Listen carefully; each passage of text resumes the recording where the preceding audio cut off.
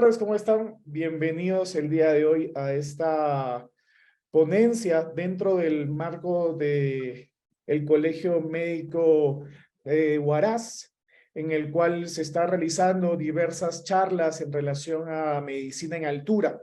Creemos como parte del Consejo Regional 11 de Huaraz que es muy importante el conocer y el observar los cambios naturales que hay por estar a 3.050 metros sobre el nivel del mar y los cambios de los pacientes que vemos y los pacientes naturales de altura.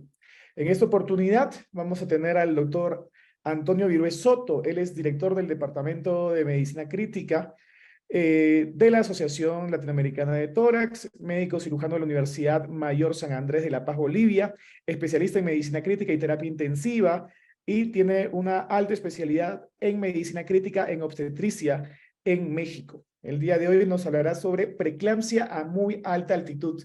Bienvenidos y buenas tardes, doctor Virués, ¿cómo está? Hola, muy buenas noches a todos. Como digo, creo que es un tema muy interesante que tiene mucha implicancia a nivel tanto de la altitud, también como a nivel de la costa. Evidentemente existe mayor literatura en esta última, pero es un tema importante para evitar la mortalidad materna, en la cual somos campeones en Latinoamérica todavía. Bueno, subcampeones. Creo que África es quien sigue con las peores cifras. Sin embargo, en este esfuerzo es importante también identificar los cambios que debemos tomar en cuenta en los pacientes en Latinoamérica, tomando en cuenta que Bolivia, Perú, Ecuador, Colombia, México también tienen ciudades de gran altitud. Listo, doctor. Bueno, entonces, sin mayor preámbulo, vamos a iniciar la presentación. Bueno, como ya me presentó el doctor Merino, quien es un buen amigo ya hace un par de años, entonces vamos a hablar sobre el tema de preeclampsia a muy alta altitud. Me refiero a muy alta altitud, como vamos a ver más adelante, porque yo vivo y trabajo entre la ciudad de La Paz y la ciudad del Alto, aquí en Bolivia. Evidentemente, la mayor participación en este evento, en esta charla, es de personas que se encuentran en Perú, hasta donde tengo entendido, en Huaraz. Y es importante que conozcan estos cambios que tiene la paciente obstétrica, sobre todo a nivel de la altitud. A mí me parece que es un poco todavía increíble el pensar que en nuestra propia Latinoamérica a veces pues se niega incluso que existe la altitud. Yo tengo algunos colegas que se han formado en algunos países aledaños a Bolivia, vale decir como Chile, Argentina, y bueno, pues vuelven a Bolivia a trabajar y bueno, lo que aprendieron es a nivel de la costa. Y en ese sentido, pues niegan que exista la altura. No, los valores que hay que seguir de la gasometría son los mismos, el pH 7.4, la hemoglobina tiene que ser 14 y no existe la altura, lo cual obviamente es una falacia. Ya vamos a ver por qué, y justamente Chile y Argentina son países de los cuales los futbolistas de por sí, por alguna razón, no quieren venir a jugar aquí, ¿verdad? En ese sentido, pues la paciente obstétrica es muy sensible a estos cambios. Vamos a comenzar y espero que puedan seguirme con mucha atención porque es mucha información justamente la que vamos a compartir en estos minutos que vamos a estar presentando.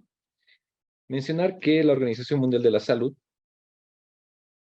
define a muerte materna como la muerte de una mujer durante su embarazo o parto dentro de los 42 días después de su terminación. En ese sentido es que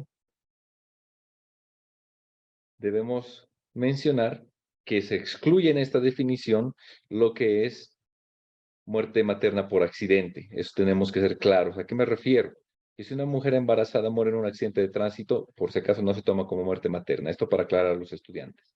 A lo que se refiere muerte materna es que alguna causa relacionada exclusivamente al embarazo, así como alguna causa que empeore la evolución de una enfermedad preexistente en la mujer, pues es lo que puede llevar a la muerte a la paciente. Entonces, está relacionada o agravada por el embarazo, parto, puerperio y en su manejo, pero no por causas accidentales, como acabamos de mencionar. Muerte materna directa es el resultado de una complicación del propio embarazo, parto o su manejo. Y muerte materna indirecta es la cual se asocia al embarazo en una paciente con un problema de salud preexistente, como ya lo mencionamos. Los ejemplos más claros. Muerte materna directa se refiere a la causa, en este caso por preeclampsia, hemorragia obstétrica, sepsis obstétrica, vale decir que la paciente tiene que estar embarazada sí o sí. Es exclusiva de la paciente embarazada. En cambio, muerte materna indirecta se da por patologías que pueden ocurrir no solamente en pacientes embarazadas, por ejemplo, hipertensión arterial pulmonar, miastenia grave, pacientes que tengan comorbilidades importantes como lupus eritematoso sistémico, ¿verdad? Que se descompensan durante el embarazo y pueden amenazar la vida de la mamá. Bueno, como les decía, nosotros seguimos siendo subcampeones en Latinoamérica en muerte materna. No estamos tan mal como África subsahariana, que tiene una mortalidad alrededor de 1.100 casos por cada 100.000 nacidos vivos, ni tampoco estamos tan bien como los países industrializados, Estados Unidos,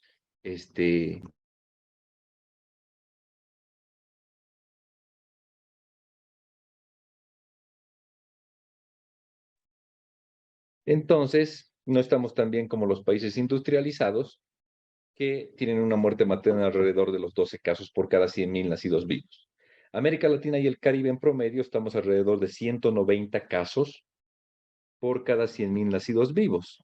En ese sentido, ustedes se pueden dar cuenta que Bolivia, específicamente hablando, nos encontramos alrededor de 160 casos, según el ENSA, que es la Encuesta Nacional de Demografía, del 2015, estamos alrededor de 160 casos. Entonces, lastimosamente, todavía tenemos una alta incidencia de casos en nuestra Latinoamérica y evidentemente debemos estudiar la causa para incidir en la misma. Esta es la unidad de cuidados intensivos de ginecología y obstetricia del Hospital General de México, donde yo terminé mi formación en México, que tiene 5 camas exclusivas para la atención de paciente ginecobstétrica. Además, existen otras 6 unidades de terapia intensiva en este Hospital General de México, el general de los hospitales allá en México, pero esta es especializada solo para la paciente obstétrica. Este es el grupo que tuvimos de trabajo en el cual podemos ver algunas publicaciones como el Manual de Bioestadística, como la atención mediante un manual de apoyo vital en obstetricia. Premisas de la obstetricia crítica. Esto de la obstetricia crítica está creciendo cada vez más. Afortunadamente en Latinoamérica tenemos mucha escuela, comenzando por México, Colombia, Panamá, y espero que en el futuro ya existan diferentes centros que podamos formar a, evidentemente, especialistas y subespecialistas que puedan ser expertos en estos cuadros. Mencionar que si un hospital es capaz de evitar o tratar una muerte materna, es capaz de todo, ya que es el indicador más importante de calidad de la atención en salud. ¿A qué me refiero con esto? A que todos hemos tenido oportunidad de ver una hemorragia obstétrica, ¿verdad? ¿Qué necesita esa hemorragia obstétrica? Necesita, obviamente, quirófano muchas veces, necesita transfusiones, necesita, obviamente, farmacia, laboratorio, radiología intervencionista, terapia intensiva, neonatología, medicina materno-fetal, obviamente, ginecobstetra y demás. Y si el hospital es capaz de resolver estos cuadros, obviamente lo demás ya es más accesible incluso. Y recordar que la mayor garantía de bienestar fetal es el bienestar materno. ¿A qué nos referimos con esto? Yo siempre utilizo algunos ejemplos que vi hace muchos años, 20 años, 30 años, que escuchábamos y veíamos que el cirujano nos decía en caso de una paciente embarazada con peritonitis, no, me la desembarazan primero y luego recién la veo yo, ¿verdad? Ya no es así. Gracias a la evidencia y al nivel de literatura que podemos publicar cada vez, se demuestra que estos pacientes pueden entrar a quirófano, pueden recibir anestésicos volátiles, pueden recibir muchos antibióticos, ya sin tanto miedo como antes. Bueno, en ese sentido, si queremos estabilizar al producto, estabilizamos a la madre y ofrecemos así un mejor pronóstico al binomio. Bueno, en cuanto a las emergencias hipertensivas del embarazo, en esta primera parte de hablar de preeclampsia y al final vamos a hablar de las características propias de la altitud, vamos a mencionar las partes que nos interesan a todos, los conceptos principales. Definir que hipertensión sigue siendo mayor, una presión arterial sistólica mayor o igual a 140, diastólica mayor o igual a 90 milímetros de mercurio. Se define proteinuria significativa o normal del embarazo cuando es mayor o igual a 300 miligramos de proteínas en 24 horas o su equivalente en un menor tiempo. Esto es importante. Voy a dar un poco de énfasis a las cosas que me interesan, que apliquemos todos de manera práctica. ¿Por qué se refiere su equivalente en un menor tiempo? De igual manera, en muchos laboratorios de nuestros países suelen existir técnicos, suelen existir pues bioquímicos, farmacéuticos, bioquímicos en todo caso, que piden que la orina sea de 24 horas, ¿verdad? Lo cual no es necesario. Muchas veces con una orina recolectada de 4 horas, 6 horas es suficiente. ¿A qué me refiero con esto? Lo que estamos buscando es que sea mayor a 300 miligramos en 24 horas. Si yo recolecto orina de mi paciente que sospecho que tiene preeclampsia en 4 horas y tiene 1 gramo en esas 4 horas, obviamente ya excedió 300, ¿verdad? Ya no es suficiente, no tengo que recolectar 24 horas. Ese es el mensaje. Laptix mayor o igual a una cruz, las tiras reactivas de orina, o índice proteína creatinina, ambos en miligramos por decilitro, mayor o igual a 0.3. Ahora, una pregunta para todos ustedes. ¿Qué significa proteinuria? Proteinuria, obviamente, es la pérdida de proteínas en un valor patológico por la orina, ¿verdad? Pero, ¿qué significa proteinuria? Sinónimo de daño renal. La proteinuria no es exclusiva de la preeclampsia. La proteinuria existe en lupus, la proteinuria existe en síndrome nefrótico, la proteinuria existe en cualquier causa que lastime el riñón. En una insuficiencia renal aguda incluso van a encontrar proteinuria. Entonces, proteinuria es sinónimo de daño renal. Enfermedad renal crónica, proteinuria diagnosticada antes de la semana 20 de la gestación o si persiste más de 42 días del puerperio, o sea, más de 6 semanas. Esto es un término arbitrario, por si acaso, lo de las 6 semanas. Esas son algunas definiciones, al igual que la clasificación de hipertensión arterial sistémica crónica. A mí no me gusta mucho el nombre de emergencias hipertensivas del embarazo, porque no siempre se requiere pues que la paciente sea hipertensa, porque esto varía según los pacientes. Me voy a adelantar un poquito. ¿Cuánto es la presión arterial normal en una niña, que sigue siendo niña, de 11 años? ¿Cuánto es la presión arterial media normal de una persona de 11 años? Yo me tomaba la presión arterial, mi mamá es médico, agarraba el esfingomanómetro, me tomaba, y mi presión era 80-60, ¿verdad? Lastimosamente en Latinoamérica ocurre mucha violación, y cuando sufre violación una niña de 11 años, 13 años, 14 años que esté comenzando con su menarca, se embaraza, es un factor de riesgo igual a edad muy temprana, termina siendo preeclampsia y llega a emergencias con una presión no de 120-80, sino, perdón, llega con una presión de 120-80 que no excede, evidentemente, 140-90, y uno dice, no está hipertensa. Mentira, eso es hipertensión para ella. Y si le medimos gasto cardíaco y resistencia vascular sistémica, es probable que su resistencia esté muy alta, 1900, 2400, 3000 dinas, y obviamente es hipertensión para ella. Con el proceso de envejecimiento, todos sabemos que nuestra presión no va a ser 120-80, de hecho, no es 120-80 a partir de los 50 años. A los 60, 70, 80 años, muchas personas su presión normal es 130-90 por el proceso de envejecimiento y se enduran los vasos y evidentemente la presión tiende a ser un poquito mayor, ¿verdad? Esa es la idea. Dependiendo de la edad y dependiendo incluso de las patologías, la presión arterial es diferente entre las personas. La paciente portadora de hipertensión antes del embarazo, que se presenta entre la semana 20 o persiste por más de 6 semanas después del parto, se denomina hipertensión arterial sistémica crónica. En pacientes con hipertensión arterial sistémica crónica que reciban YECA, inhibidores de la enzima convertida de angiotensina, ARA, como losartán, y YECA, como enalapril, o atenolol, que es un beta bloqueante, deberán reemplazarse durante el embarazo por metildopa, nifedipino, labetalol o hidralazina. Estos 4 últimos tienen evidencia que tienen menor riesgo de teratogenicidad que los YECA, ARA o el atenolol, sobre todo en el primer trimestre del embarazo, ¿verdad? Hipertensión arterial sistémica crónica con preeclampsia sobreañadida, ¿cómo yo puedo identificar? Pues una paciente que tiene hipertensión que se exacerba, que requiere más cantidad de antihipertensivos, proteinuria de reciente aparición, trombocitopenia o incremento de transaminasas. En esta paciente se recomienda mantener cifras de presión arterial media de 118 hasta 126. ¿De dónde sale estos 126? Sale de 160 a 110. Si ustedes sacan la presión arterial media de 160 a 110, que es la definición de crisis hipertensiva, sale 126. ¿Y por qué? Porque la paciente hipertensa crónica tiene la curva desviada a la derecha y tolera mayor presión. A una paciente hipertensa crónica que yo quiera tenerla con una presión de 120/80 o menor, puedo provocarle por otro lado hipoperfusión. Bueno, entonces puedo manejar un poquito más de presión arterial en la paciente hipertensa crónica con preeclampsia sobreañadida. Hipertensión gestacional es la elevación de la presión arterial luego de la semana 20 en ausencia de proteinuria o síntomas, solo hipertensión. Sin embargo, dentro de los 10 días después del parto, la presión arterial suele normalizarse. ¿Listo? Esas son definiciones muy sencillas para diferenciar cuando nos referimos a preeclampsia. ¿Y qué es preeclampsia? Sigue siendo la primera causa de mortalidad materna a nivel mundial, lastimosamente debido a la contribución de países africanos, en los cuales existe gran cantidad de preeclampsia, complicaciones y muerte, sobre todo por ictus hemorrágico, sobre todo por rotura hepática, sobre todo por complicaciones renales y demás, ¿no? Como vamos a ver más adelante. Es un neologismo médico que significa previo al relámpago, preeclampsia. ¿Y cuál es el relámpago? Pues la eclampsia.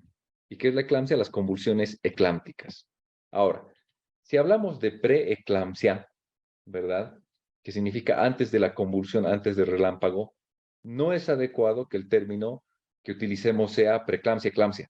Yo siempre escucho a algunos colegas que se refieren de esta manera, ¿no? La preeclampsia, eclampsia, la preeclampsia, eclampsia. Es que no siempre va a cursar con eclampsia.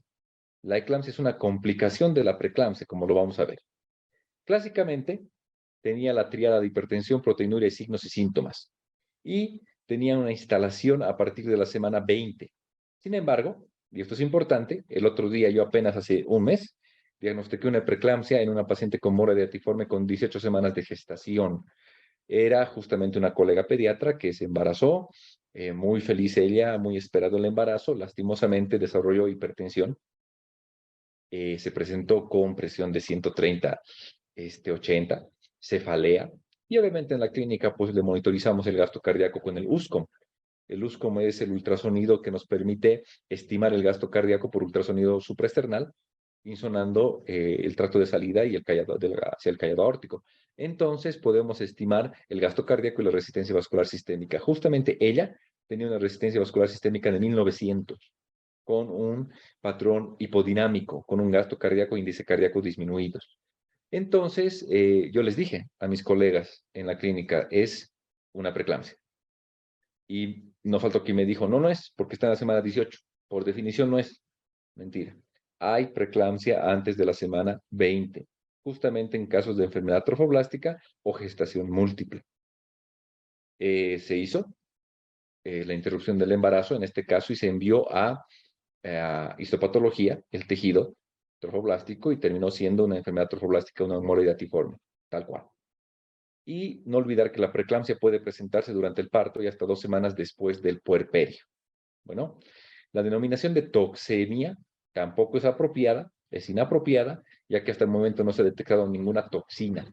Obviamente, de manera clásica, nuestros docentes, seguimos hablando con nuestros docentes de toxemia gravídica, pero no existe ninguna toxina mágica que haya que administrar una antitoxina o un antídoto, ¿verdad? No, no existe eso. Entonces, no es la denominación más adecuada toxemia gravídica, ni tampoco preeclampsia, eclampsia, porque no siempre tiene eclampsia. Puede debutar con rotura uterina, puede debutar con abrupto placentario, como vamos a ver más adelante. La fisiopatología. Todos sabemos que el agente causal es desconocido, pero se caracteriza por una predominancia hacia la vasoconstricción, hemoconcentración y cambios isquémicos en la placenta, cerebro, riñón e hígado. Y la teoría más aceptada es la placentación defectuosa, ¿verdad? Con la conservación de la capa media muscular lisa de las arterias espirales del útero por esta invasión trofoblástica que se da de forma inadecuada. Los factores de riesgo no los voy a mencionar, los tienen en la diapositiva, que son muchos, ¿verdad? Y la clasificación, pues, obviamente como preeclampsia leve.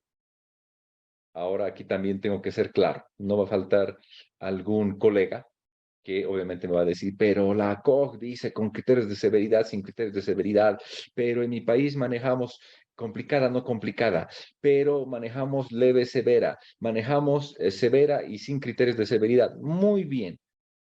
Como yo les digo muy cordialmente, con todo respeto, como ustedes gusten. Sin embargo, el objetivo de la charla es identificar las situaciones de riesgo en las cuales una paciente puede complicarse y puede incluso estar en riesgo su vida. Entonces, en ese sentido, quiero ser claro, me refiero a la preeclampsia leve como la preeclampsia no severa, sin criterios de severidad, no complicada, bueno, que es lo mismo. Es la que cursa con una presión arterial menor a 160-110, o sea, se puede controlar la presión arterial, sin alteraciones bioquímicas importantes, no tiene proteinuria, tiene menor a 2 gramos por día y plaquetas mayor a 100.000, no tiene trombocitopenia importante, digamos. No llega a ser una trombocitopenia moderada. Y sin compromiso fetal. Compromiso fetal relacionado sobre todo al Doppler fetal, ¿verdad? Se recomienda tratar de mantener la presión arterial diastólica menor a 90 milímetros de mercurio, valorando el estado materno-fetal cada tercer día y luego semanalmente. Hay pacientes que presentan preeclampsia, leve en este caso, a la semana 37, 37.2. Entonces la pregunta es, ¿para qué seguir con el embarazo? Se recomienda interrumpirlo. ¿Cuál es el beneficio? Obviamente ya está a término, ¿no? No tiene ningún beneficio continuar con el embarazo, ni madurar nada, ni nada, ¿no? No se considera la administración de sulfato de magnesio en estas pacientes con preeclampsia leve porque, como ustedes ven, no tiene un compromiso importante neurológico. Ahora, si hay clasificación que menciona preeclampsia leve, obviamente hay preeclampsia severa o grave, o con criterios de severidad, o severa, como ustedes, o complicada. Algo que mencionar, no existe preeclampsia moderada. El único lugar que yo he visto son las normas nacionales de atención clínica de Bolivia, en la cual voy a intentar dar la sugerencia de que se retire porque no se identifica cuáles son los criterios y tampoco el tratamiento. Entonces, en la literatura internacional no existe preeclampsia moderada por si acaso, solamente es leve y severa. Ahora, aquí está el punto clave de toda la introducción esta, que me interesa de preeclampsia. Si nosotros agarramos libros de ginecobstetricia, libros de anestesiología, libros de medicina interna, libros de medicina crítica, libros de medicina materno-fetal, créanme que toditos difieren, tanto en la definición, en los criterios, en el abordaje, todos difieren. Es como la vida misma, nadie tiene la razón completamente, exactamente, no hay pues un dueño de la verdad, pero hay que intentar ponernos de acuerdo. Este enfoque que les voy a mostrar es el que recomendamos con el grupo que trabajamos y es muy sensible. Créanme ustedes, estamos realizando estudios con este enfoque para determinar el nivel de sensibilidad y especificidad de estos criterios. Pero créanme que son realmente muy útiles para evitar que se nos escape un caso de preeclampsia. ¿Cómo definimos preeclampsia severa? Con criterios de severidad y de complicada y demás, ¿no? ¿Cómo definimos? Primero que nada, recordar que la preeclampsia es una enfermedad multisistémica.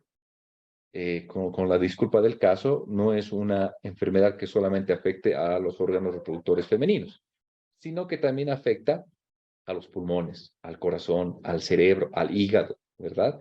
El ejemplo que yo pongo es con la diabetes mellitus. La diabetes es una enfermedad multisistémica. Tenemos retinopatía diabética, nefropatía diabética, neuropatía diabética, cetoacidosis diabética, ¿me entienden? A lo que me refiero es que puede comprometer todo el organismo de manera sistémica. En el mismo sentido, siguiendo el orden del SOFA, los que trabajamos en terapia intensiva, ¿verdad? En relación a la escala Sequential Organ Failure Assessment, tenemos 6 órganos o sistemas. La parte neurológica se ve comprometida cuando existe expresión mediante alteraciones cerebrales. Algo muy importante, la hiperreflexia, o visuales. ¿Qué dice la paciente con preeclampsia? Y no me van a dejar mentir muchos de ustedes. Cuando viene a la consulta, doctor, estoy embarazada 35 semanas, es un ejemplo nada más, ¿no? 35 semanas, y le cuento que el día de ayer me quedé ciega durante 2 horas. Se me fue la visión, pero luego volvió espontáneamente. ¿Qué les está diciendo esa paciente? Voy a convulsionar. Se presenta la paciente y les dice, doctor, veo gusanitos, los escotomas, ¿verdad? O escucho el tinnitus. ¿Qué les está diciendo? Doctor, voy a convulsionar. Eso les está diciendo. Con el doctor Briones en México realizamos el estudio de Doppler transcraneal en pacientes con eclampsia, que convulsionaron. Y también es importante aclarar eso. No existe vasoespasmo en la eclampsia. no es que se cierran las arterias del polígono de Willis, lo cual se demuestra mediante Doppler transcraneal en el caso de un aneurisma roto, ¿verdad? En este caso lo que existe es una encefalopatía hipertensiva. En ese sentido, no existe vasoespasmo, lo cual tampoco es adecuado ya mencionar. Y lo que existe es una encefalopatía hipertensiva por este predominio hacia la vasoconstricción que existe en la preeclampsia. Es una enfermedad hemodinámica. En ese sentido, existe una hiperreflexia. Si yo voy a examinar los reflejos osteotendinosos de mi paciente, voy a denotar que están exacerbados, 3, 4 cruces. ¿Por qué? Justamente por una liberación medular, justamente por un síndrome de motoneurona superior, que se denomina, ¿verdad?, a veces, en lesiones estructurales. En este sentido, lo que se produce es una encefalopatía hipertensiva y por este compromiso isquémico se liberan los reflejos osteotendinosos, patelar, el radial, estilo radial y demás. Entonces, ¿qué les dice esta paciente hiperrefléctica? De igual manera que tiene un compromiso neurológico. Bueno, y en los peores casos, ¿cuáles son las complicaciones neurológicas de la preeclampsia? Lo peor que nos puede pasar, que la paciente sangre, que tenga un derrame cerebral, como lo conocemos coloquialmente, un ictus hemorrágico. También puede presentar un ictus isquémico, que se infarte por la importante vasoconstricción. Y, evidentemente, la eclampsia, que convulsione, ¿verdad? En ese sentido, también se describe lo que es el PRES. Han debido escuchar muchos de ustedes el PRES. Lo pueden revisar después de la charla. Es el síndrome de encefalopatía reversible posterior o posterior reversible, el cual justamente se refiere a el edema que existe sobre todo en territorio limítrofe a nivel occipital. ¿Por qué? Porque en este territorio justamente es el cambio que existe entre la arteria cerebral media con lo que es las ramas vertebrales, ¿verdad? Entonces es una zona limítrofe donde la circulación es de dos diferentes territorios y donde se encuentra la cisura calcarina, se presenta un edema y evidentemente por eso es que las pacientes tienen alteraciones visuales. Bueno, este PRES de igual manera no es exclusivo de la preeclampsia. Sin embargo, se presenta muy frecuentemente. Si tenemos la oportunidad de realizar una resonancia magnética a nuestra paciente, vamos a identificar el edema en zona occipital, alrededor de la cisura calcarina. Muy bien. Eso es la parte neurológica. ¿Cuál es el compromiso respiratorio de la preeclampsia y cómo se expresa? Mediante edema pulmonar mixto. ¿Por qué mixto? Porque la crisis hipertensiva con la resistencia vascular sistémica incrementada muchas veces hace que el ventrículo izquierdo fracase y de forma retrógrada se acumula líquido. Evidentemente, esto desencadena un edema pulmonar, en este caso cardiogénico, y se asocia a la importante fuga capilar que existe por la proteinuria, ¿verdad? Disminuye la presión coroidosmótica, existe importante fuga capilar, que a su vez aumenta el edema intersticial a nivel pulmonar, o sea, un edema pulmonar mixto. Las pacientes pueden presentarse desaturando. Y esto es importante en la altitud. Alguien diría, ¿no? Como mencionamos algunas veces con colegas en reuniones, en congresos, nos dicen, ustedes que son tan proclives a la hipoxia, son más frágiles. Y cuando se exponen a una hipoxemia, mueren más rápido. Eso nos dicen algunos colegas que viven en la costa. Otros colegas que viven en la costa nos dicen lo contrario. Ustedes, como toleran muy bien la hipoxemia, pues pueden desaturar hasta 70 y viven tranquilos. Tampoco están así, ¿no? Pero evidentemente manejamos valores normales para nosotros de saturación, de PO2, de PAFI, menores, como vamos a ver más adelante. En ese sentido, para adelantarme un poquito, no es muy frecuente el compromiso pulmonar con edema pulmonar mixto en las pacientes con preeclampsia de presentación inicial. ¿A qué me refiero con eso?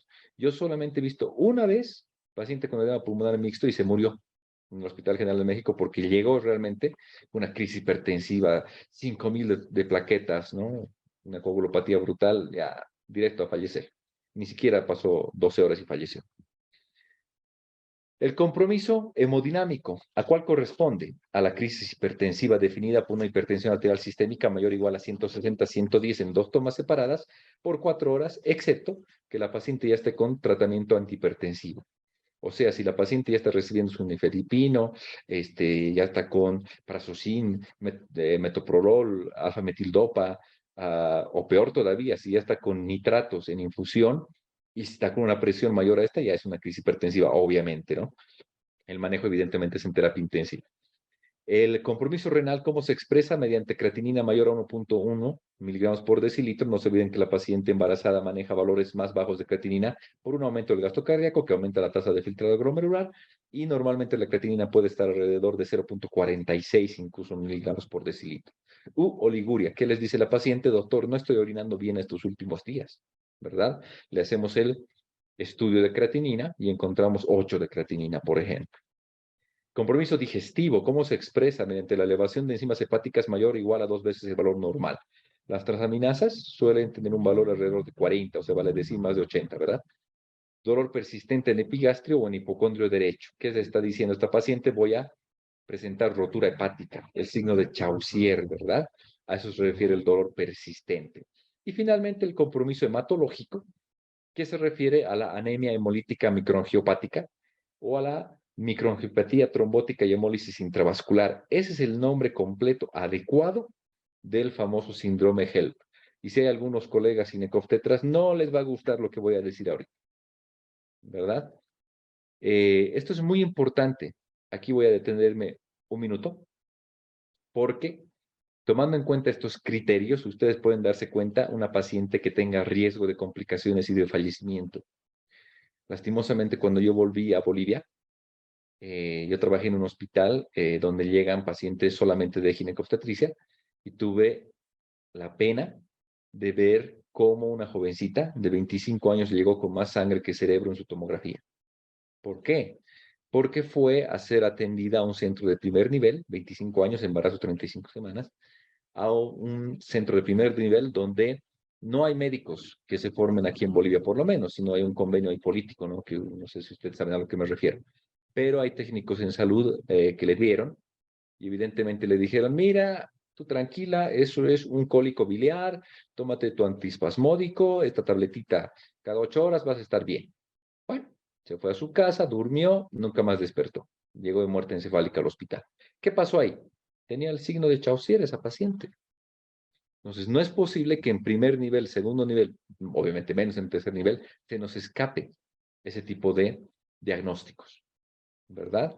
Entonces, lo primero, cualquiera de estas alteraciones nos indica un compromiso severo. Bueno, y hablando del síndrome de HELP, en primer lugar, no es síndrome, porque síndrome es conjunto de signos y síntomas, y eso lo sabemos todos. Y díganme qué síntoma hay en el HELP. No existe síntoma. El HELP es puro laboratorio. Hemólisis, que se puede diagnosticar por la aptoglobina, ¿verdad? Por aumento también de bilirrubinas. Por los esquistocitos en un frotis de sangre periférico. Es elevación de las transaminasas, que se determina por laboratorio, y disminución de las plaquetas, que se determina por laboratorio. ¿Dónde están los síntomas? No es síndrome, es una sigla, es un acrónimo. HELP. Solo que como suena bonito, HELP ayuda, pero con una L más, pues obviamente no pensamos y lo adoptamos y listo, ¿verdad? El síndrome de HELP. Y lo más chistoso, el síndrome de HELP incompleto. O sea, si solamente tiene una partecita, es solamente incompleto. Ahora yo les pregunto, con esto, muchos de ustedes espero, ojalá, hacerlos reflexionar y poder abrir los ojos. ¿En qué sentido? Si yo tengo una paciente de 35 semanas que ha convulsionado, que está con 170, 120 de presión, que está con creatinina de 8, anúrica, tiene 300 de transaminasas y tiene 50,000 plaquetas, ¿qué es? Embarazo de 35 semanas. ¿Qué es? No creo que sea, por el extremo, ¿no? Una embarazada y que aparte tenga epilepsia que está debutando, había sido hipertensa, que se ha descompensado justo ahorita, había tenido insuficiencia renal crónica que ahorita nos estamos dando cuenta, había tenido algún problema ahí hepático, tal vez es alcohólica y tiene hipertransaminemia por cirrosis, o tiene algún problema autoinmune, cirrosis biliar primaria y demás, y además tiene púrpura trombocitopénica idiopática, autoinmune. Entonces pedirle valoración por cardiología, neurología, nefrología, gastroenterología y hematología, ¿verdad? No, es una preeclampsia con compromiso neurológico, compromiso hemodinámico, compromiso urinario o nefrourológico, compromiso renal, compromiso digestivo y compromiso hematológico. una paciente muy complicada. Ahora, hablando del síndrome de HELLP, que es una paciente de 35 semanas embarazada que convulsione y además tiene 300 de transaminasas y tiene 20.000 plaquetas. ¿Qué es? Ah, es un HELP y eclampsia. Mentira. Es una preeclampsia con compromiso neurológico, compromiso hepático y hematológico. Si se dan cuenta, el HELP solamente es una parte del espectro de las complicaciones de la preeclampsia. Pero como los latinoamericanos no tenemos derecho a pensar, no pensamos, ¿verdad? Muy bien. Yendo un poquito más adelante, ya dijimos, cualquiera de estos ya es preeclampsia severa. Es una enfermedad multisistémica, como dijimos, y de hecho mis profesores allá en México, en el 2006, en Cirugía y Cirujanos, que es una revista de la Academia Mexicana de Cirugía, publicaron este artículo de microangiopatía trombótica y hemólisis intravascular en hipertensión por embarazo, la mentira del síndrome de HELP, porque no existe, no es síndrome, y es una parte nada más de la preeclampsia. Y el nombre adecuado es microangiopatía trombótica y hemólisis intravascular. Me permiten referirme al tema, lo que sucede es una agregación plaquetaria a nivel de los capilares y estrechan la luz, por la cual tiene que pasar el eritrocito, el glóbulo rojo, que se deforma o se revienta. Por eso la hemólisis, por eso la trombocitopenia, y por la isquemia hepática se elevan las transaminasas. Bueno, el malinchismo. El malinchismo, la Malinche, no se olviden que se enamoró de Hernán Cortés allá en México y ayudó a que su pueblo sea conquistado.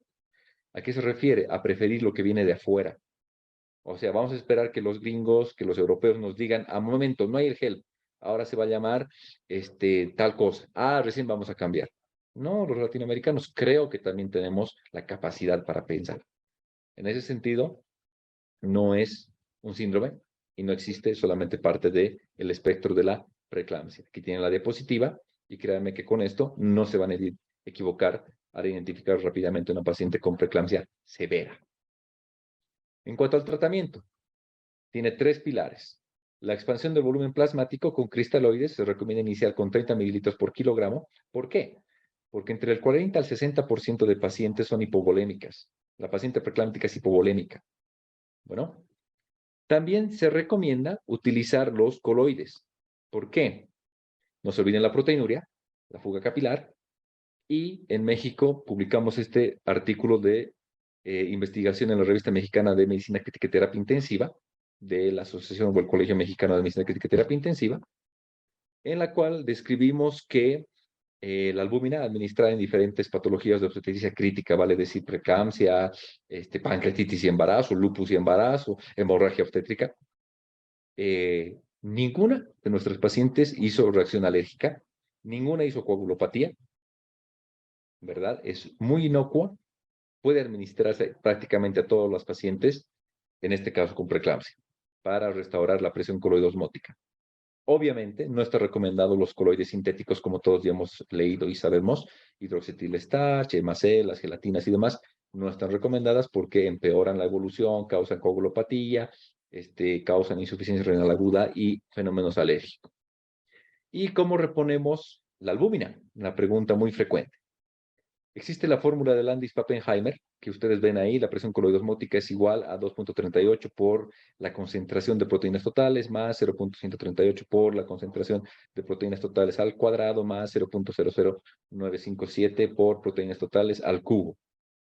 Para no estarse memorizando todo esto, lo que hicimos es desarrollar una tablita que está en uno de nuestros libros. Esta tablita. Bueno, entonces, el valor normal de presión coloidosmótica es de 24, pero en la paciente preeclámptica suele ser menor a 15. Entonces, lo que se recomienda es manejar una presión coloidosmótica por lo menos de 15. Y sacando con esta fórmula, obtenemos que una concentración de proteínas totales de 4.8 gramos por decilitro se corresponde a una presión coloidosmótica de 15. Entonces, para hacerlo fácil, tómele concentración de proteínas totales a su paciente y cuando ya esté en 4.8, pueden disminuir la dosis de albúmina. ¿Y cuánto iniciamos la administración con cuánto? Bueno, en Bolivia tenemos frascos de 50 mililitros al 20%, por lo cual tenemos 12.5 gramos por cada frasco. Lo administramos, obviamente, sin diluir, porque si lo diluimos estamos perdiendo el efecto coloidosmótico que queremos aportar. lo administramos en 20 minutos, lento, lo administramos en 20 minutos y media hora después administramos furosemida para evitar una sobrecarga, obviamente una paciente que esté con edema de pulmón y demás. Pero lo que estamos intentando hacer es restaurar la presión coloidosmótica que debe recuperarse mediante la adición de esta albúmina exógena. Bueno, mi profesor, el doctor Briones, desarrolló su propio índice, el índice de Briones, en el cual el numerador está representado por la presión coloidosmótica y el denominador está representado por la presión arterial media. Vean ustedes qué interesante es aplicar la fisiología básica. Y ustedes se pueden dar cuenta que con una presión coloidosmótica muy baja y una presión arterial media muy alta, el índice de Briones va a ser muy bajo y va a existir mayor fuga capilar. Ahora, si mejoramos la presión coloidosmótica y disminuimos la presión arterial media como representante de la presión hidrostática, mejoramos el índice de Briones, que se recomienda sea mayor o igual a 0.15 y disminuimos la fuga capilar. Bueno, ahí está el tratamiento de la preeclampsia. Mejorar la presión coloidosmótica, pero disminuir la presión arterial media con antihipertensivos. Entonces, reducimos o abatimos la resistencia vascular sistémica, cuyo objetivo en la preeclampsia de novo de reciente aparición es mantener un techo de 106 milímetros de mercurio. ¿De dónde sale esto? De 140 a 90, que es el criterio, ¿verdad? Que es el criterio para denominar hipertensión. Hipertensión arterial sistémica con preeclampsia sobreañadida, ya dijimos que el objetivo es hasta 126. No voy a buscar que mi paciente tenga una presión de 120-80. No va a ser lo normal para ella. ¿Qué medicamentos me permiten recomendarles? Tienen ahí la hidralazina, que afortunadamente en muchos países, incluido en Bolivia, ya tenemos hace varios años. 5 miligramos intravenoso cada 20 minutos. Es un bloqueante cálcico hasta 6 veces. Dosis máxima de 30 miligramos. ¿Cuál es la idea? La hidralazina es bajar la presión rápidamente mientras hace efecto el resto de la medicación. El nifedipino es muy bueno, también es un bloqueante cálcico. Y podemos, aquí en Bolivia, considerar el alfa-metildopa. Créame que el 80% de pacientes con este esquema, hidralazina de ingreso, nifedipino retard también hay, ¿no? De liberación prolongada y alfa-metildopa a dosis adecuadas, el 80% se controla. Bueno, en México utilizábamos, y en otros países también hay metoprolol, que es un bloqueante beta-adrenérgico, y prazosin, que es un bloqueante alfa-adrenérgico, ahí tienen las dosis, y también pueden ser añadidos a este esquema, según disponibilidad en los países. Si la paciente presenta emergencia hipertensiva, vale decir una presión mayor a 160-110 a pesar del tratamiento antihipertensivo, en tabletas por zona nasogástrica o vía oral, podemos considerar la nitroglicerina, el nitroprusiato, la betalol o esmolol por vía parenteral. No son los más utilizados. Si me permite recomendarles, la nitroglicerina es una buena opción porque es dilatador arterial y dilatador venoso. O sea, disminuye la presión venosa, es venodilatador, mejorando la postcarga a nivel del ventrículo derecho y disminuye lo que es el riesgo de edema de pulmón. Bueno, a diferencia del nitroprusiato, que es solamente un vasodilatador arterial selectivo.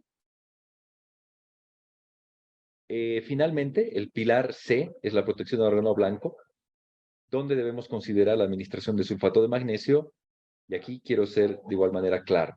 Sulfato de magnesio no tiene nada que ver con la presión, no es antihipertensivo. Otra cosa es que se haya descrito en algún momento que el sulfato de magnesio tenga un cierto efecto vasodilatador, de acuerdo, pero no es antihipertensivo, no es un medicamento que sirva para tratar la presión arterial. ¿Por qué digo esto? En muchos lugares yo he visto, en muchos países también, que enfermería, los médicos internos, residentes, demás, se aproximan y le dicen, doctor, sigue hipertenso, le voy a pasar magnesio, ¿verdad? No tiene nada que ver el magnesio con la presión. ¿No? Los antihipertensivos son otros. Entonces, el sulfato de magnesio es utilizado como estabilizador de membrana, para disminuir el riesgo o para evitar que se presenten nuevamente las crisis eclámpticas o las crisis convulsivas eclámpticas o la eclampsia, ¿verdad? Ahora, hay una revisión de la librería Cochrane, de la colaboración Cochrane, que dice, el 90% de pacientes que reciba sulfato de magnesio en cualquier esquema, Cibai, Suspan, yo utilizo sobre todo Suspan, ¿no? 6 gramos de magnesio en 250 para 30 minutos y luego 1 gramo cada 12 horas, porque es fotosensible. Cada 12 horas durante 48 horas. El 90% de pacientes que reciban este esquema no van a convulsionar o no van a volver a presentar convulsiones. Muy bien. Y el otro 10%, créame que sí convulsionan. Yo he tenido muchas pacientes obstétricas en hospitales públicos, en hospitales privados también, y sí hay un porcentaje de pacientes que convulsionan a pesar del Suspán o del Cibai bien administrado. Entonces, con el grupo que trabajamos, propugnamos la utilización de la fenitoína o difenilidantoína a 15 miligramos por kilogramo para cubrir a ese restante 10%. Y créanme que con estos dos fármacos nadie convulsiona. Ni las pacientes con inminencia de eclampsia, que son las que ya hemos dicho, ¿no? Que tienen eclampsia, que tienen, perdón, amaurosis fugaz, que tienen escotomas, que refieren tinnitus. Esas son las pacientes con inminencia de eclampsia. No la cefalea. La cefalea nada que ver. No es un criterio por si acaso. Y tampoco se utiliza, es importante tener en mente el diazepam. Las convulsiones eclámpticas, como es una encefalopatía hipertensiva, suelen autolimitarse. No duran más de 2 minutos. Bueno, entonces se autolimitan. Todos los que hemos tenido la oportunidad de ver este tipo de convulsiones se autolimitan, ¿verdad? Si yo le paso el diazepam, por costumbre, en emergencias, ¿qué voy a obtener? Primero, que hasta el bebé se va a dormir, porque todo lo que se le administra a la mamá le llega al producto. Y segundo, voy a tener una paciente con un estado posictal o incluso somnolienta durante 20 minutos, ¿no? Entonces no voy a saber si la paciente, cuál es su nivel de conciencia con seguridad, ¿no? Entonces, no se recomienda diazepam. Y otra pregunta frecuente, doctor, ¿y si sigue convulsionando? Si sigue convulsionando es otra cosa. El diagnóstico diferencial de estado epiléptico en relación a las convulsiones eclámpticas, si una paciente sigue convulsionando, no recupera la conciencia, está más de 30 minutos convulsionando, ¿verdad? Como se dice en la definición de estado epiléptico como tal, hay algo más. O ya sangró el cerebro, o tiene un infarto, o está con hipertensión intracraneal, o tiene algo más, o tiene epilepsia de antes, no está tomando sus medicamentos, no se ha ajustado los medicamentos, o algo. Pero no es una convulsión eclántica típica, porque se debería autolimitar. Bueno, eso en cuanto a la parte neurológica. En cuanto a la parte respiratoria, obviamente utilizar vasodilatadores, como ya dijimos, de predominancia la nitroglicerina, si no hay hipertensión intracraneal, ¿no? Optimizar el gasto cardíaco con inotrópicos y optimizar la presión coloidosmótica con albúmina mediante el índice de Briones, ¿no? Ahí tienen otro artículo del año 2000. El doctor Briones, el doctor Díaz de León son uno de los primeros a nivel de México que han ido estudiando todo lo de la obstetricia crítica y describiendo de forma adecuada. El año 2000 ya describieron esta medición del fuego capilar en preeclampsia y eclampsia, así lo llamaban antes, ¿no? Ya hemos dicho que solamente es preeclampsia. Ya dijimos cómo administrar la albúmina. Y en cuanto a la parte hemodinámica y los inotrópicos, ganamos un premio allá del Colegio Mexicano de Medicina Crítica y Terapia Intensiva, el premio Mario Shapiro, mediante la optimización del gasto cardíaco en preeclampsia severa. ¿Qué hicimos? Medimos por bioimpedancia transtorácica, porque es un método no invasivo, completamente no invasivo, repetido las veces que querramos, en la paciente obstétrica. Una paciente preeclámptica, trombocitopénica, y aparte tiene rotura hepática y está comprometida la coagulación, a ver, pónganle un flow track, colóquenle una línea arterial y de paso con un calibre ancho y que se salga el flow track o que se salga la cánula, a ver si va a parar ese sangrado. Evidentemente no es lo ideal. Entonces, en la paciente obstétrica que está embarazada, en el afán de proteger al binomio, se recomienda hacerlo mínimamente invasibles o no ser invasivos, ¿no? En ese sentido, hemos usado la bioimpedancia transtorácica y hemos determinado, les reitero, que el 60% de pacientes preeclámpticas son hipovolémicas, así de claro. Y cursan con un patrón hipodinámico, vale decir un índice cardíaco menor a 2.2 o un gasto cardíaco menor a 4.5 litros por minuto, resistencias vasculares mayor a 1400 dinas, y lo que hicimos fue administrar inotrópico, levosimendan o dobutamina o digoxina a esas pacientes, y mejorando el gasto cardíaco tenían menos complicaciones y menor tiempo de estadía hospitalaria. Eso lo vamos a ver más adelante. ¿Cómo protegemos el órgano blanco en relación al hígado? Para que no se rompa, obviamente, los antihipertensivos. Disminuir la resistencia vascular sistémica que predispone a un ictus hemorrágico, a un ictus isquémico y a una rotura hepática. ¿Cómo protegemos la parte hematológica? pues con dexametasona, y aquí hay mucha controversia. Hay grupos que prefieren metilprednisolona, hidrocortisona, el que gusten ustedes. Cualquier corticoide sirve para recuperar la cuenta plaquetaria en el sentido de disminuir la limpieza que realiza el hígado y el vaso de las plaquetas, producir mayor liberación medular a nivel de la médula ósea, de plaquetas hacia el torrente sanguíneo. Y si me preguntan, particularmente yo utilizo este esquema de dexametasona 8 miligramos cada 8 horas hasta que la cuenta plaquetaria sea mayor a 100.000 por milímetro cúbico. Bueno, obviamente también nos interesa el producto, por lo cual existen igual muchos esquemas, pueden utilizar el que ustedes gusten. Esta otra revisión de la librería Cochrane, ustedes pueden acceder a ella, también habla de manera muy sencilla. Cualquier corticoide que ustedes administren entre la semana 27 a 34 para madurar el pulmón fetal y disminuir el riesgo de enfermedad de membrana hialina es útil. Cualquiera. Triamcinolona, fludrocortisona, metilprednisolona, hidrocortisona, dexametasona, el que ustedes quieran. Ese producto pretérmino que ha recibido corticoides o esteroides va a tener un mejor pronóstico que el que no haya recibido cualquier corticoide. Bueno, este es el esquema que yo particularmente recomiendo. 12 miligramos cada 24 horas por 2 días y 24 horas de latencia total, 72 horas de tratamiento. Bueno, este es un logaritmo muy sencillo que hemos realizado acerca del ultrasonido, y esto lo publicamos en el 2015, ahora que está tan en boga el ultrasonido. Nosotros también nos interesó mucho lo del ultrasonido, por el gasto cardíaco, no la ecocardiografía y demás, pero lo que quiero mostrarles es cómo puede ayudarnos el ultrasonido en la toma de decisiones en preeclampsia.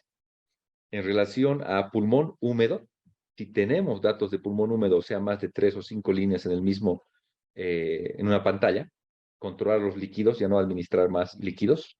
Si tenemos disfunción ventricular y una evaluación subjetiva en corazón, optimizar el gasto cardíaco. Si vemos un ventrículo que tiene una excursión muy pobre, ¿verdad? Podemos optimizar el gasto cardíaco. Ahora, si medimos obviamente el volumen sistólico y demás, obviamente mucho mejor. La cava inferior, en cuanto a la colapsabilidad o distensibilidad si la paciente es embarazada, nos va a orientar de igual forma al control de líquidos o a continuar con la reanimación hídrica. El insonar hígado en busca de la rotura hepática o un hematoma subcapsular. Obviamente, si lo encontramos, es indicación expedita de interrupción del embarazo. Si insonamos abdomen y encontramos importante ascitis, será pues una indicación para optimizar la presión coreosmótica para disminuir la fuga capilar. Y realizando el Doppler fetal, podemos primero evaluar la edad gestacional y segundo, datos de bienestar fetal para encontrar el momento ideal de la interrupción. Si tenemos alteraciones en el IP, si tenemos alteraciones en el flujo, en arterias uterinas, vena umbilical, ductus, arteria cerebral media fetal, ¿no? Ya vemos datos de alteración hemodinámica en el producto, obviamente ya vamos a estar escogiendo el mejor momento para interrumpir ese embarazo. Se dan cuenta que todas mis diapositivas no tienen referencias porque todas están publicadas en este artículo de la revista de Ginecología y Obstetricia, y lo tienen, les pongo para que puedan revisarlo, donde tuvimos una mortalidad muy baja del 1%, ¿no? Durante todo el año que manejamos muchas pacientes preeclámpticas, el Hospital General de México en la Ciudad de México, que tiene 130 millones de población, es el hospital público más importante, no saben, yo veía al día 3 preeclampsias. Bueno, aquí en Bolivia veo al mes 3 preeclampsias, porque somos un país más pequeñito, que tenemos 11, 12 millones de población, ¿no? Perú tiene 30 millones de población, obviamente tiene mayor flujo de pacientes.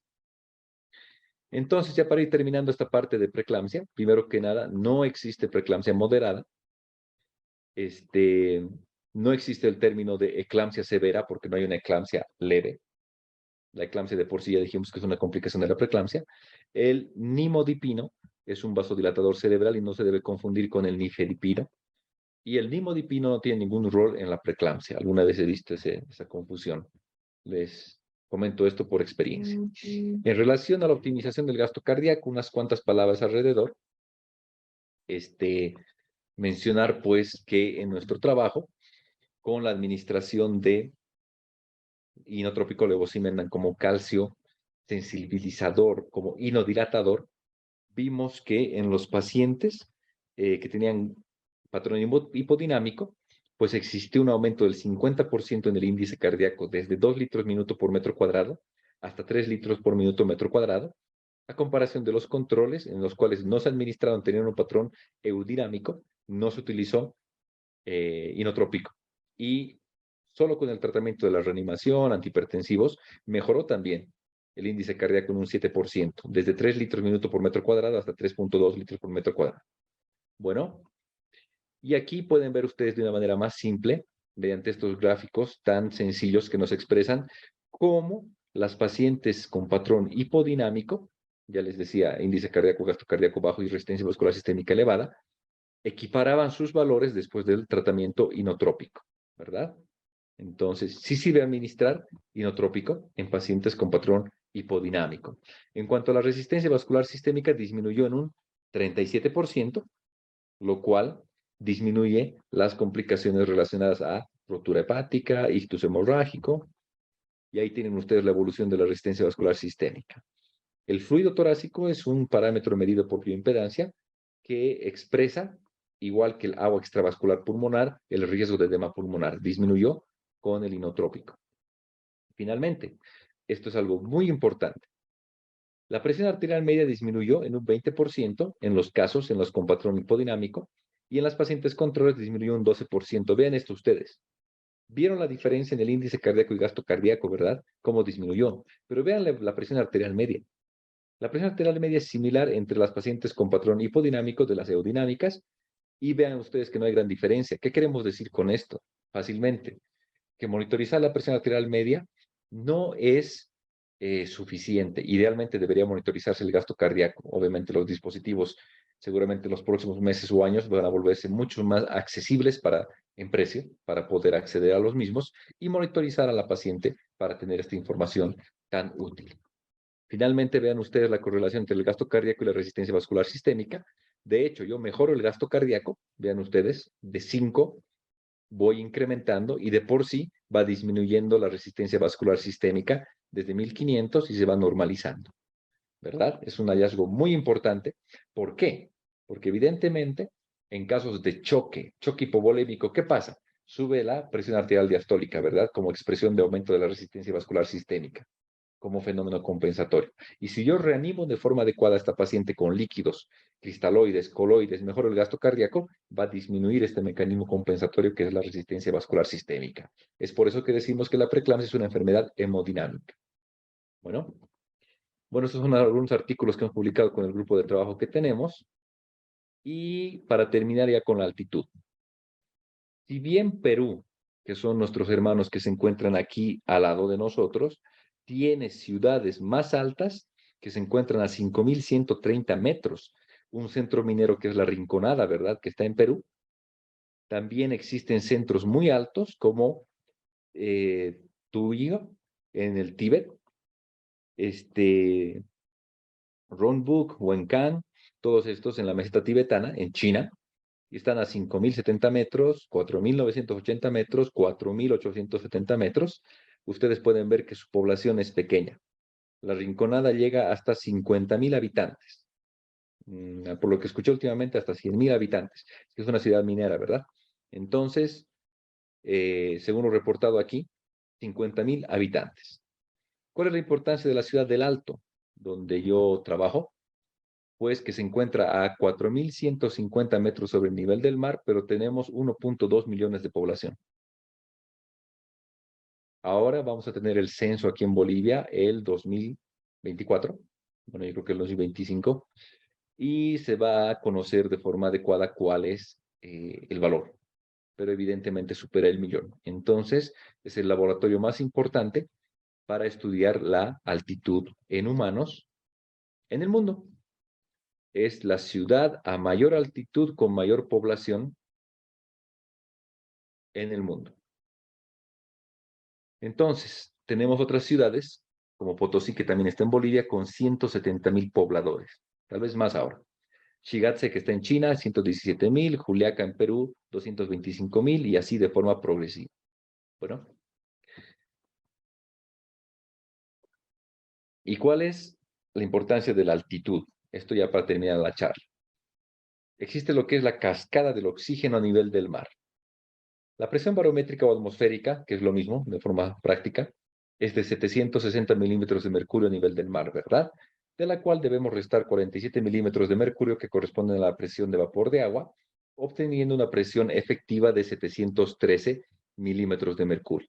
Si ustedes sacan la presión inspiratoria de oxígeno, que corresponde a 0.21 o 21% de esta presión, noten ustedes que estoy hablando de presión, no estoy hablando de fracción, porque la fracción inspiratoria de oxígeno es de 0.21 en Hawái, en Cancún, en el Everest, en cualquier lugar del mundo. 21% del aire es oxígeno, o 0.21 en fracción, ¿verdad? O sea, la concentración es la misma en todo lado. Lo que difiere es la presión a partir de la presión barométrica. ¿Y esto por qué? Yo les explico de una forma práctica como una piscina. En una piscina, si ustedes se zambullen, si ustedes comienzan a bucear, van ingresando a mayor profundidad, van a encontrar que los tímpanos comienzan a presionarse, ¿verdad? Tenemos mayor presión mediante vamos descendiendo de profundidad, ¿verdad? ¿Por qué? Porque las moléculas de agua de abajo sostienen el peso de las moléculas de agua de arriba. Lo mismo pasa con los gases, porque también tienen peso. Entonces, el aire de la costa sostiene las moléculas de aire que se encuentran más arriba. Por eso tenemos menor presión barométrica en la altitud. Y otra cosa importante, que yo comencé a hablar de esto de altitud para diferencial de altura. Yo sé que actualmente hay muchos que ya estamos comenzando a hablar de altitud y altura, lo cual me agrada mucho, pero evidentemente pues hay que usar las referencias adecuadas, ¿no? En ese sentido, altitud hace referencia a la diferencia que existe entre el mar y un punto específico. Por ejemplo, un avión. Un avión viaja a 13.000 pies de altitud, a 30.000 pies de altitud. Y una ciudad se encuentra a 4.150 metros de altitud, hablando en relación como referencia a nivel del mar. Diferente de altura. Altura hace referencia a la altura del piso, a diferencia del piso con el tope de algo. Un edificio tiene una altura de 50 metros. Una persona tiene una altura de 1.7 metros. Bueno, entonces en términos biomédicos, lo más adecuado es hablar de altitud. Entonces, la presión inspiratoria de oxígeno a nivel del mar es de 150 milímetros de mercurio y existe la cascada de oxígeno que va disminuyendo, ¿no? Y es justamente este gradiente de presiones que permite que el oxígeno vaya introduciéndose por difusión hasta la mitocondria. 100, 96, 90, y por eso aquí ustedes pueden ver que en sangre arterial sistémica, en la gasometría arterial, obviamente, el valor normal está alrededor de 90 milímetros de mercurio, ¿verdad? En la costa. ¿Y qué pasa a nivel de 4.150 metros sobre el nivel del mar con una presión barométrica de tan solo 453 milímetros de mercurio? Si restamos los 47 milímetros de mercurio de la presión de vapor de agua, tenemos 406 milímetros de mercurio de presión efectiva, y el 21% corresponde a la presión inspiratoria de oxígeno de 85 milímetros de mercurio, que específicamente solamente es el 59% de estos 150 milímetros de mercurio. Nosotros trabajamos, vivimos, comemos, nos reproducimos con el 59%, si quieren redondeando 60% de presión inspiratoria de oxígeno a comparación de la costa. Sí existe este cambio. ¿Y cómo se lo ve? En la gasometría arterial y con la saturación de oxígeno. Y también existe de forma proporcional esta cascada de oxígeno que llega hasta la mitocondria para la fosforilación oxidativa y demás, ¿no? Entonces, ¿cómo influye esta hipoxia hipovárica o hipoxia barométrica, que es lo mismo, en la fisiología? Al existir esta hipoxia, pues se estimulan los receptores aórticos y carotídeos y en la altitud nosotros tendemos a respirar más veces por minuto y tenemos un diámetro anteroposterior del tórax más amplio. Bueno, entonces exhalamos más CO2. Tenemos una alcalosis respiratoria relativa y obviamente por ende disminuye también el bicarbonato para compensar esto. Pero vean ustedes que nuestro pH es tendiente a la alcalosis. Este es un estudio que yo publiqué, que hicimos en el Hospital del Norte, con residentes. No me refiero a residentes médicos, sino personas residentes de la Ciudad del Alto. Vean ustedes que la PO2 es de 58, ni siquiera es de 60. La CO2, la PCO2, o sea, la presión parcial arterial de dióxido de carbono es de 26, nada que ver con los 30-40 de nivel de la costa. Bicarbonato 20, mucho menor de 24. Saturación de 91 es suficiente para nosotros. Hemoglobina de 16 y lactato que se mantiene de 1.82. Entonces, vean ustedes que tenemos una alcalosis respiratoria relativa debido a esta eliminación acentuada del CO2 y además, a nivel de la costa, los libros, ¿qué nos dicen? Porque los libros obviamente son publicados en ciudades grandes, Nueva York, Londres, París, Barcelona, Madrid, ¿no? Todos esos libros que todos hemos leído que están en la costa. ¿Y qué dicen? Dicen a nivel del mar. Y dicen, pues, que la clasificación de insuficiencia respiratoria aguda hipoxémica o tipo 1 se da cuando la PO2 es menor a 60. No, pues nosotros estaríamos en insuficiencia respiratoria aguda toda la vida, lo cual no es cierto, ¿no? Muy bien. También debemos enfatizar este estudio que hemos realizado con pacientes embarazadas. 30 mujeres embarazadas que vinieron a su control prenatal, les tomamos la gasometría, y su embarazo terminó todo bien, productos bien, parto eutóxico, todo bien, ¿no? Y lo que hicimos fue medir, porque ustedes saben que la embarazada dentro de la fisiología respira aún más veces por minuto por estímulo de la progesterona y el útero gestante, ¿no? En ese sentido, el pH ya es alcalótico. 7.452 es el valor de la gasometría arterial del pH. De por sí, si somos estrictos, la paciente es alcalótica.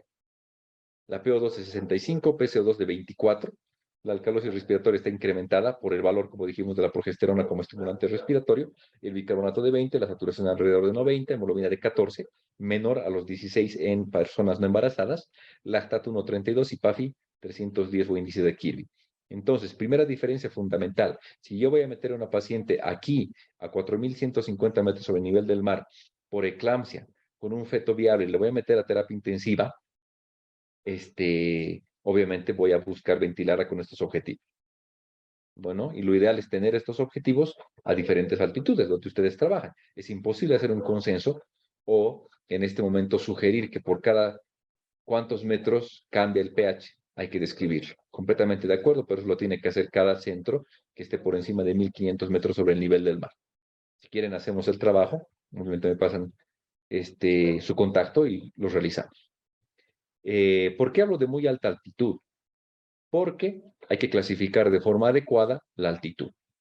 Existe esta clasificación de Polar, que prácticamente no existen cambios hasta 1.500 metros sobre el nivel del mar en la fisiología humana, por lo cual se denomina recién altitud intermedia entre 1.500 a 2.499, alta altitud de 2.500 a 3.499, muy alta altitud de 3.500 a 5.799, altitud extrema de 5.800 a 7.999 y zona muerta mayor a 8.000 donde no puede haber vida humana.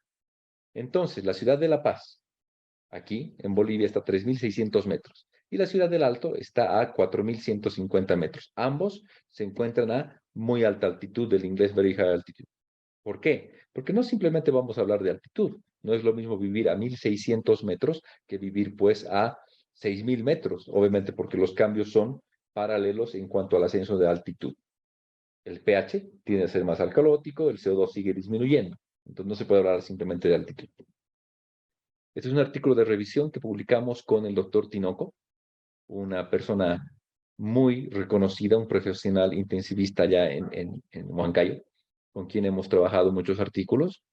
Y en ese sentido, pues, se definen algunos términos importantes. Primero que nada, recordar que 385 millones de personas viven por encima de los 1.500 metros sobre el nivel del mar en el mundo. 140 millones viven encima de 2.500 metros sobre el nivel del mar. 80 millones aproximadamente de estos están en Asia y 35 millones en los Andes. Globalmente tenemos dos tipos de población, los tibetanos y los sherpas y los sudamericanos. ¿Cuál es la diferencia? Ustedes saben que la teoría nos dice que el hombre se originó en África y llegaron primero a Asia, porque bueno, pues está ahí al ladito, ¿no? Llegaron primero a Asia hace 25.000 años, por lo cual tienen más tiempo de adaptación, y es por eso que en los Himalayas, los residentes de allá, su hemoglobina, su resistencia vascular, su flujo sanguíneo, su eritropoyetina, su gasometría, todo está cerca de la normalidad, entre comillas, a comparación de la costa, porque tienen más tiempo de adaptación. A diferencia de los sudamericanos o andinos, nosotros, que apenas tenemos 12.000 años de estar viviendo aquí, y con toda la mezcla que hubo con la conquista española y con toda la mezcla que existe pues de diferentes procedencias y demás, obviamente es muy difícil en este momento hablar de que somos originarios, creo. Realmente sí hay personas que son originarias como tal en nuestros países, yo estoy seguro de aquello, pero la mayoría creo que no, porque la mayoría hablamos español, la mayoría estoy seguro que tenemos apellidos compartidos entre nuestros países, Mamani, Choque, Rodríguez, González, ¿no?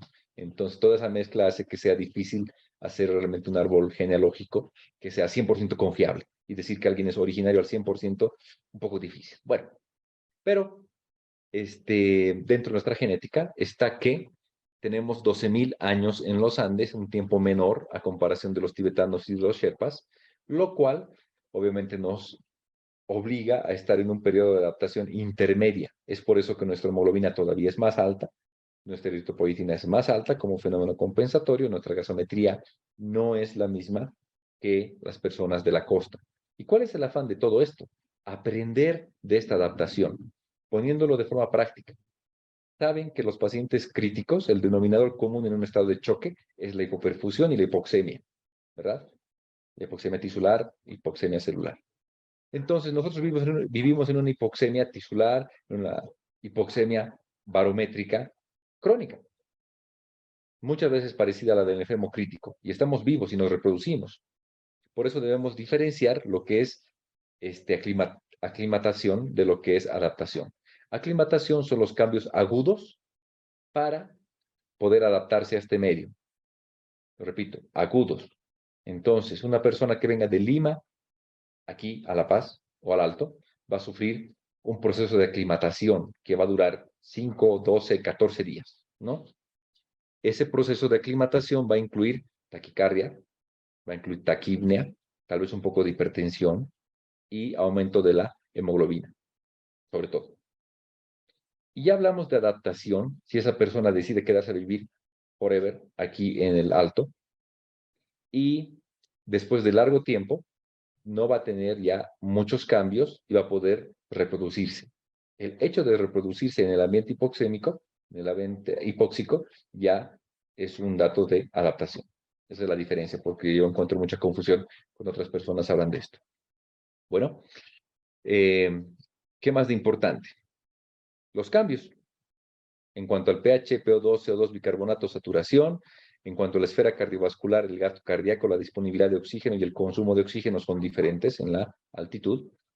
La hemoglobina y el factor inducido por hipoxia, que produce eritropoyesis, modelado vascular, apoptosis y proliferación vascular. ¿No? Todos estos son datos importantes que tenemos aquí en la altitud. Bueno, ya para terminar, simplemente mostrarles nuestro estudio. Es un estudio pequeño que hicimos porque siempre me preguntaban mis amigos de la costa, ¿no? Que viven en Colombia, que viven en Ecuador, en España, en Estados Unidos. Me decían, algunos piensan, pues obviamente no viven en esta realidad, ¿no? Que es imposible el gestar y el reproducirse en la altitud. Incluso algunos colegas suizos, hace tiempo hablábamos y me decían, es imposible la inseminación artificial a más de 2.000 metros. ¿Pero y por qué? Porque la hipoxia no permite. Mentira. Yo trabajo en una clínica que realizan hace 25 años inseminación artificial y uno de los productos ya tiene 25 años, ¿no? Y está ahí tranquilo, gozando de su familia y todo y demás, ¿no? Entonces son mitos que se tienen. En ese sentido, pues la preeclampsia es un mito. Me voy a adelantar un poquito. ¿Hay más preeclampsia en la altitud? Mentira. No hay. Y evidentemente hay muchos estudios conflictivos. Hay muchos estudios polémicos. ¿A qué me refiero con esto? Es como el COVID. Hay algunos que dicen que el COVID no produce mayor mortalidad, que es protector la altitud, y hay otros que dicen que sí murieron más, ¿verdad? Pero revisando estos estudios muchas veces son epidemiológicos. ¿A qué me refiero con eso? Que agarran y revisan pues lo que pasa en Estados Unidos, a ver qué pasó cerca de los Alpes suizos, a ver qué pasó en China, recolectamos información y lo podemos juntar. Pero el latinoamericano no nos gusta investigar y lo peor que somos complicados, ¿verdad? Que no nos gusta colaborar. Primero que no nos gusta investigar y segundo que no nos gusta coordinar, colaborar entre nosotros, hacer un estudio colaborativo. ¿A qué me refiero con eso? Todos nos encerramos, nos gusta ser reyes chiquitos, ¿verdad? Y si se dan cuenta, muchas de sus ciudades están por encima de 1.500 metros sobre el nivel del mar. ¿A qué me refiero con eso? México, la Ciudad de México está a 2.400 metros sobre el nivel del mar. Ya es altitud considerable. Huaraz, Huancayo, Cerro de Pasco, ni qué decir, La Paz, El Alto, Oruro, Potosí, aquí en Bolivia, Quito. O sea, tenemos tantas ciudades, Bogotá, tantas ciudades aquí para investigar, ¿verdad?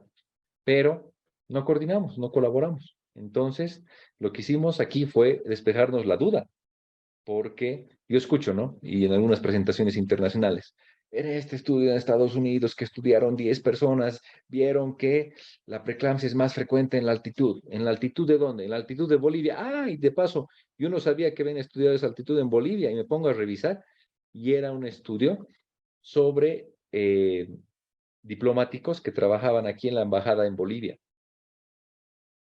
en la embajada de Estados Unidos en La Paz, y que sus bebés nacieron con un bajo peso a comparación de los residentes en Estados Unidos. Y de ahí dijeron, ¿no? Ah, es que allá nacen más pequeñitos. La hipoxia influye y nacen más pequeñitos. De acuerdo. Sí está demostrado que aquí nacemos más pequeñitos, pero momento, aquí no somos pues gringos de ojos verdes y que medimos 1,80 todos, ¿no? Aquí somos también más bajitos. ¿Tendrá algo que ver la hipoxia crónica? Sí, seguramente. Pero lo que a mí me causa mucha extrañeza es que esos hallazgos los reportan de afuera, de Estados Unidos, los franceses y demás, ¿no ve? Y nosotros, bien, gracias, a esperar a ver lo que digan ellos. Como digo, los latinoamericanos no tenemos derecho a pensar, ni nos animamos a pensar. Entonces, a mí me dicen, ¿no? He leído un artículo de Estados Unidos que dice que los bolivianos tienen mayor preeclampsia. Mentira. He leído que la preeclampsia es mucho peor. ¿Y por qué? Por el frío. ¿Ah, sí? Claro, pues el frío, vasoconstricción, se rompe más rápido el vasito en el cerebro, rompe más rápido hígado. Sí, pero bueno, yo he vivido en México, que es altura igual. He vivido aquí, he estado en Barcelona, que está a nivel pues del mar Mediterráneo, y he visto pacientes embarazadas y todo, y no me parece así. Entonces, el mensaje simplemente es eso. Comencemos a investigar y a colaborar, a hacer trabajos colaborativos entre todos nosotros. Al final de la presentación está mi correo electrónico, porque nosotros vamos a seguir investigando aquí en la altitud, a muy alta altitud, los que ya estamos haciéndolo, y vamos a seguir reportando lo que sucede aquí, y los que quieran unirse a nosotros, con todo gusto. Vamos a realizar cosas más grandes. Entonces, este es un artículo publicado en la revista Enfermo Crítico, que es nuestra revista de la Sociedad Boliviana de Medicina Crítica y Terapia Intensiva. Primero que nada, está descrito que existen menores niveles de la tirosina quinasa 1 soluble tipo FMS, también conocida como el receptor 1 del factor de crecimiento vascular, y también un valor menor del índice de la tirosina quinasa, 448, sobre el factor de crecimiento placentario. Ambos son protectores contra la preeclampsia. Entonces, han descrito bioquímicamente que existen menores valores de estas sustancias bioquímicas en la altitud a comparación de la costa. Así también un incremento de endotelina, tromboxano A2, factor de necrosis tumoral alfa y reducción de prostaciclina, que es vasodilatadora, ¿verdad? La hipoxia crónica produce cambios similares en la placenta a nivel histopatológico que en la preeclampsia, por lo cual, como les decía, se ha atribuido que la hipoxia crónica también podría asociarse a una mayor incidencia de la preeclampsia, lo cual, como les digo, no es cierto. Se ha descrito una incidencia de preeclampsia, lo que les decía en estudios de Estados Unidos, de 12%, 4% y 3% en embarazos a 3.100, 2.410 y 1.600 metros sobre el nivel del mar, respectivamente. por lo cual decían que a mayor altitud, mayor preeclampsia. Como les digo, déjenme decirles que no, porque yo vivo aquí, trabajo todos los días y veo pacientes y no. En una serie de 100 pacientes con preeclampsia con criterios de severidad desarrollada a una altitud mayor a 1500, se describieron complicaciones asociadas en un 24%. Vean esto. La complicación más frecuente descrita es la eclampsia, el compromiso neurológico.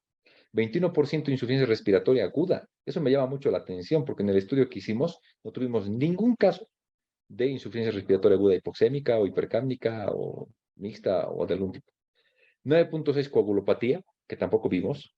3% acrónimo HELP, así como se reportaron 4 muertes asociadas a preeclampsia severa, 2 por eclampsia, seguimos con lo neurológico, 1 por coagulopatía y 1 por HELP, ¿no? Entonces, lo que nos interesa aquí es la eclampsia. Bueno, y también me llama la atención, repito, en segundo lugar, la insuficiencia respiratoria aguda. ¿O será que han pensado que porque vivimos en la hipoxia, más fácil se presenta insuficiencia respiratoria aguda? No lo sé. Algo que hicimos también en el trabajo es medir el modelo de las 3 demoras de Tadius y Main. Esto haciendo como un pequeño paréntesis para mencionarles que existe este modelo que identifica 3 demoras. La primera demora el tiempo en el cual la paciente y los familiares toman la decisión de acudir a un centro de salud. La segunda demora el tiempo en el cual la paciente alcanza una institución de salud adecuada para resolver su problema de salud. Y la tercera demora el tiempo en el cual la paciente recibe el cuidado definitivo para su problema de salud. ¿A qué nos referimos con esto? Imagínense ustedes una paciente con sepsis obstétrica, ¿verdad? Que tenga un aborto y se infecta, ¿verdad? Entonces tiene una sepsis obstétrica, como nos pasa muchas veces, de 14 días de evolución. Y después de 14 días de evolución, recién se decide ir a algún centro de salud. Y esa paciente que viva, no sé si en otros lugares es igual, pero aquí en La Paz tenemos localidades muy alejadas, a 18 horas, Apolo es una de ellas. Entonces, la paciente después de 14 días de evolución, recién demora primera demora, decide acudir a un centro de salud.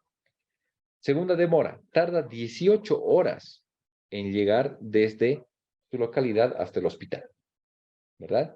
Y la tercera demora, llega al hospital, está 1 minuto y muere. Obviamente no es atribuible pues la muerte al hospital, si ni siquiera ha dado tiempo de atenderla, ¿verdad? Bueno, esto es importante porque en Latinoamérica sabemos que no tenemos los suficientes recursos y demás, y siempre es importante demostrar esto, ¿no? Para ver dónde se encuentra la causa de la muerte de las pacientes muchas veces. Es un estudio, como les digo que yo sobre todo lo hice para despejarme la duda que todos decían que hay más preeclampsia, que el frío, que la vasoconstricción, que la presión arterial es más alta. ¿Por qué? Porque como vivimos en frío, la vasoconstricción hace que todos tengan presión alta. Les repito, no es cierto. Bueno, se ingresaron 68 casos con preeclampsia. 32, o sea, el 47% requirieron ingreso a la unidad de cuidados intensivos de adultos por presentar al menos un criterio de severidad, los que les mostré, con estancia media de 73 horas. Son pacientes que están prácticamente 3 días, algunas están 5 días, otras 2 días. Y en el grupo preeclampsia leve, hubieron 86% de los casos de estos 31 terminaron en el embarazo mediante cesárea, así como en el grupo de preeclampsia severa, 94% terminaron en cesárea. Las características de ambos grupos de pacientes, vamos a verlos a continuación. Vean ustedes, aquí es importante destacar la internación hospitalaria. Es simplemente por TED Student, vemos un valor de 0.01, menor a 0.05, que es estadísticamente significativo, ¿verdad? La diferencia. Entonces, si les interesa, el promedio de la edad materna, 27 años, edad gestacional 33 semanas, internación 131 horas, controles prenatales 3.7, menarca a los 12 años, gesta 2 para 0, muchas fueron nulíparas, primigestas, aborto 0.47, no tenía muchos abortos, cesárea 0.56, tampoco tenía antecedentes de tener cesáreas previas, peso materno 70 kilos en promedio, primera demora 61 horas, segunda demora 1 hora y tercera demora 2 horas. ¿Qué demuestra esto en relación al modelo de las 3 demoras? Que las pacientes toman mucho tiempo para decidirse a acudir a un centro asistencial. En cuanto a factores de riesgo, lo más importante, las múltiples parejas sexuales. Todos sabemos que la fecundación por diferentes, semen de diferente donador, así por decirlo, en inseminación artificial, así como el tener diferentes parejas sexuales, embarazos de diferentes parejas, pues predispone a lo que es preeclampsia, ¿no? Por un fenómeno inmunológico también que está relacionado. Entonces, las múltiples parejas sexuales se presentaron en el 6.25% de casos de preeclampsia severa. Es muy importante ese dato. Y lo que les decía, había el mito, yo lo digo mito, ¿no? Que dice que cuando existe una concepción a nivel del otoño, hay menor riesgo de desarrollar preeclampsia. Vean ustedes que la preeclampsia se presentó con menor incidencia cuando la concepción ocurrió en invierno. Será por el frío, eso sí, buscamos calor y bueno, pues ahí sí ocurre la concepción, ¿no? Y esta es la diapositiva más importante del estudio. ¿Cuál es el compromiso más importante de la preeclampsia en la altitud? Vean ustedes que no es el compromiso cardiovascular o la crisis hipertensiva. O sea, no es, repito, que vivimos en un constante tono por vasoconstricción toda la vida y con hipertensión por el techo. No, nuestra depresión es la misma, créanme. Sino, sí coincide con la literatura al mencionarnos que la eclampsia es lo que se presenta en un 38% de casos severos. O sea, aquí como en la costa, lo más frecuente es encontrar convulsiones eclámpticas. En el 19% de los casos se presenta con compromiso visual, ya lo dijimos, escotomas, amaurosis, ¿no? La hiperreflexia solamente en un 3%, la presión arterial media, ahí ven ustedes, con 117 milímetros de mercurio, 109 en las pacientes con preeclampsia leve y 126 en las pacientes con preeclampsia severa. Y las transaminasas, que sí tienen valores estadísticamente significativos. Lo que me permito recuperar de esta diapositiva, que tiene datos muy importantes, pero reitero, el compromiso más importante de la preeclampsia en la altitud es el mismo que a nivel del mar. No es la insuficiencia respiratoria, no es la crisis hipertensiva, son las convulsiones eclámpticas, lo cual desecha algunos mitos, ¿verdad? Entonces, cuando alguien ya les diga que en Estados Unidos o en Rusia, no sé, pues en Suiza, en Francia han encontrado 10 casos que tal cosa, muy bien, díganle que conocen un estudio de 70 pacientes en 4.150 metros sobre el nivel del mar de una persona que vive, trabaja, ve pacientes y esto es lo que se encuentra. No es tanto como se describe a ratos de forma hipotética. ¿Y qué pasa con la gasometría? Vean ustedes que la mayoría de pacientes tiene un pH de 7.44. Las con preeclampsia leve, 7.45, y las con preeclampsia severa, 7.43. Un poquito más bajo, pero ni siquiera se aproxima pues a la acidosis, ¿no? Es importante porque noten ustedes que sí se parece a nuestro reporte de valores normales de gasometría en embarazo a muy alta altitud. 7.45 el pH, aquí 7.45 en preeclampsia leve, 7.44 en preeclampsia en el total, ¿no? CO2, 24, ¿verdad? Todo se correlaciona. Y esto lo vemos nosotros día tras día. Listo, ya para terminar, como mito, se podría sugerir la concepción en invierno, lo cual disminuye la incidencia de preeclampsia en la altitud. Dominar el manejo de la eclampsia y de la crisis hipertensiva, pero mencionar que la presión arterial media es similar a la costa. No es que tengamos 200 de presión arterial media, no es que aquí la vasoconstricción, el frío, como les decía, ¿no? Es importante dominar el manejo de eclampsia. Creo que al final tenemos algunas preguntas al respecto. Y noten ustedes algo muy importante. En los 68 casos de mujeres con preeclampsia, ninguna tuvo rotura hepática, ni tampoco tuvimos algún fallecimiento. No por ser muy buenos, sino tal vez porque estas pacientes vinieron muy rápido y recibieron el tratamiento según el esquema que les presentamos. Ahí tienen el artículo por si lo quieren revisar en internet, está de acceso gratuito. Tampoco he puesto referencias porque pues todo está en el artículo. Y para hacer un poquito de propaganda, este libro yo lo publiqué el 2015 junto a mis profesores allá en México, Editorial Prado. Y este libro es el que nos encanta, el Manual Latinoamericano de Obstetricia Crítica, junto con profesores de Colombia, de México, de Argentina, Perú, ¿no? Y lo vamos a actualizar próximamente. Lo pueden encontrar en algunas librerías. Este es de Editorial Distribuna, que está muy bien ubicado en toda Latinoamérica. Muchas gracias por su atención y lo que les decía, ahí tienen mi correo electrónico por si quieren mandarme un correo, tomar contacto o participar de algún estudio que vayamos a realizar. Muchas gracias, yo sé que ha sido muy extenso, ha sido 1 hora y media la charla. Sin embargo, quería mostrarles sin falta todo lo que podía compartir con ustedes. Gracias.